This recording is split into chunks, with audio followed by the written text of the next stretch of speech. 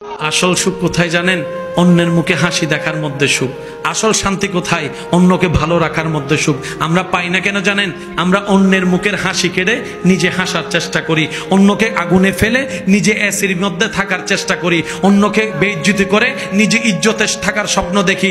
কখনো পাওয়া যাবে না, কখনো পাওয়া যাবে না। কারণ রবের বান্দাকে, রবের সৃষ্টিকে যে কষ্ট দিবে, রব তাকে কখনো ছাড়বে না, রব তাকে কখনো ছাড়বে না, রব তাকে কখনো ছাড়বে না।